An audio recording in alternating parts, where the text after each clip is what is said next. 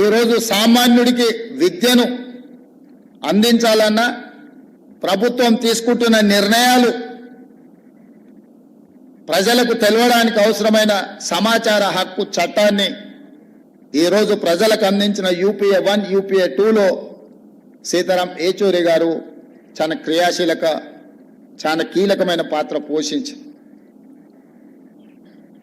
అలాంటి సీతారాం ఏచూరి గారు అధికారాన్ని నిలబెట్టుకోవడానికి భారతీయ జనతా పార్టీ తీసుకొస్తున్న రాజ్యాంగ మార్పులు కావచ్చు, రాజ్యాంగ సవరణలు కావచ్చు, రాజ్యాంగ సవరణ పరిపాలన పరమైన అంశం కాదు.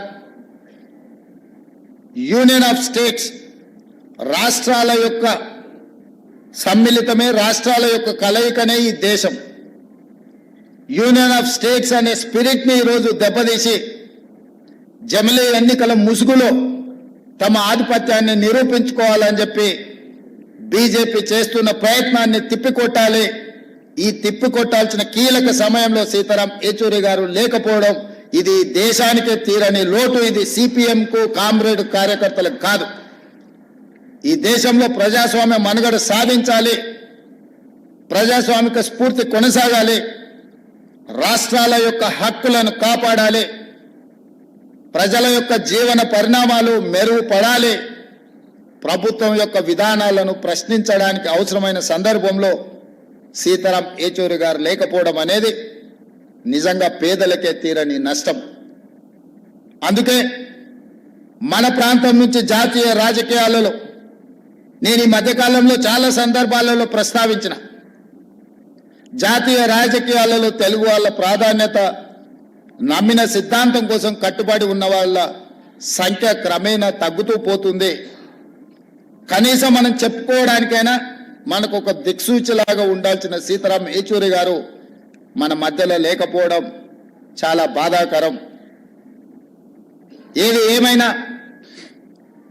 వారు కేరళలో కాంగ్రెస్ వర్సెస్ కమ్యూనిస్టులు ఎన్నికలలో కొట్లాడిన, జాతీయ స్థాయిలో కలిసి పనిచేసి బీజేపీ శక్తులను నిర్మూలించడానికి కాంగ్రెస్ కమ్యూనిస్టులు కలిసి పనిచేయడానికి సీతారాం ఏచూరి గారు తన సమయస్ఫూర్తితో, సమన్వయంతో దేశ రాజకీయాలలో కాంగ్రెస్ను, కమ్యూనిస్టులను కలిసి పనిచేసే విధంగా ప్రజల యొక్క కోణంలో నిర్ణయాలు తీసుకోవడంలో వారు చాలా కీలకమైన భూమిక పోషించారు. అలాంటి వ్యక్తులు చాలా అరుదు. ఈరోజు అలాంటి వ్యక్తులు భూతద్దం పెట్టి ఎతికినా కనిపించేది కష్టమైన సందర్భం. వారి ఆలోచనలు, వారి విధానాలు భవిష్యత్తులో చాలా అవసరం ఉంది. వారి స్ఫూర్తిని ఇంత సాంబశివరావు గారు చెప్పారు.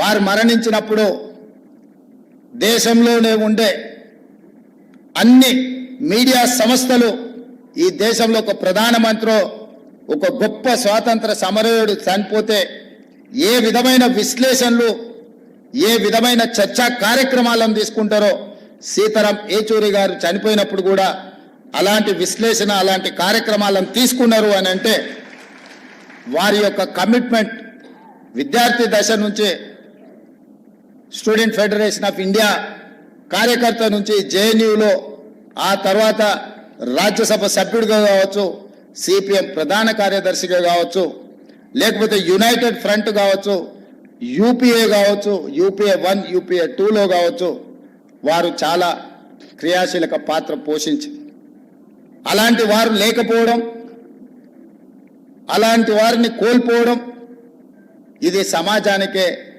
తీరని నష్టం. ఏది ఏమైనా వారు సూచించిన, వారు పాటించిన సిద్ధాంతాలను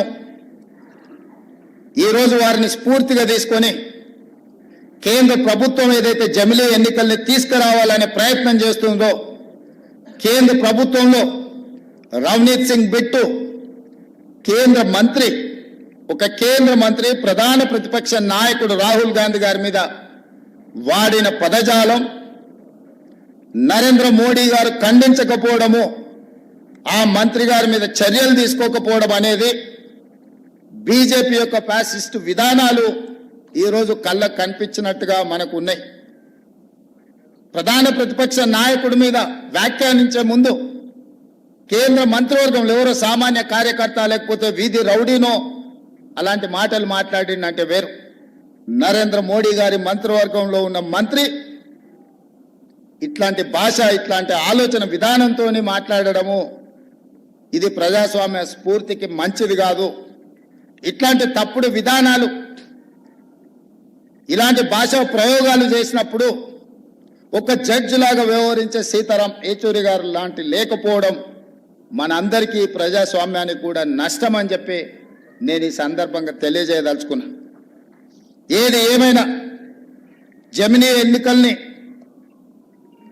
విభేదించడం, జమిలీ ఎన్నికల్ని ఆ విధానాన్ని వ్యతిరేకించడం, ఈరోజు భాషల మధ్య, ప్రాంతాల మధ్య, మతాల మధ్య చిచ్చు పెట్టి అధికారాన్ని కాపాడాలనుకుంటున్న భారతీయ జనతా పార్టీ విధానాలను సీతారాం ఏచూరి గారి యొక్క ఆలోచనలతో వాటిని నిలువరించాల్సిన బాధ్యత మన అందరి మీద ఉన్నది. ఆ విధానంతో మనం ముందుకు వెళ్దామని తెలియజేస్తూ మీ అందరి దగ్గర సెలవు తీసుకుంటున్న మిత్రులారా.